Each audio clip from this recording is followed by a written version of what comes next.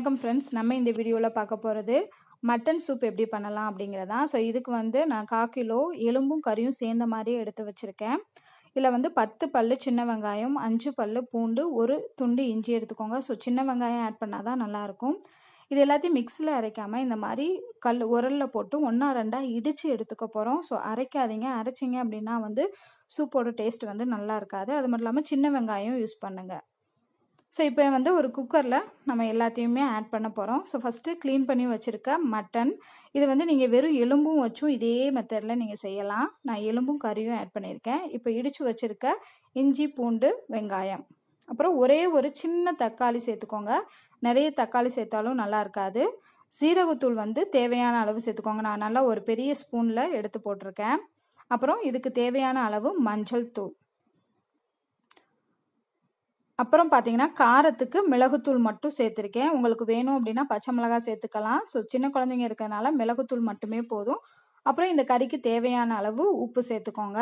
சேர்த்துட்டு இதுக்கு வெறும் தண்ணி ஊற்றாமல் அரிசி களைஞ்சி வச்சுருக்க தண்ணி எடுத்துக்கோங்க. அதாவது அரிசியை நம்ம சாதம் வடிக்கிற அரிசியை வந்து 2 தடவை க்ளீன் பண்ணிவிட்டு 3வது தடவையாக நம்ம தண்ணி ஊற்றி வச்சு ஒரு 1/4 மணி நேரம் ஊற வச்சோம் அப்படின்னா அதுதான் அந்த அரிசி ஊறின தண்ணி. அதுவும் ஆட் பண்ணோன்னா தான் டேஸ்ட்டாக இருக்கும் மட்டன். சாதாரண தண்ணி ஊற்றினாலும் நல்லா இருக்காது. ஸோ இந்த மாதிரி அரிசி களைஞ்ச தண்ணியில் நீங்கள் ஊற்றி பாருங்கள், ரொம்ப டேஸ்ட்டாக இருக்கும். அப்புறம் தேவையான அளவு நல்லெண்ணெய் ஊற்றணும். எப்பயுமே சூப்புக்கு நல்லெண்ணெய் ஊற்றுறது தான் டேஸ்ட் அதிகமாக இருக்கும். தேவை அப்படின்னா எக்ஸ்ட்ரா நீங்கள் ஒரு கிளாஸ் தண்ணி ஊற்றிக்கரலாம்.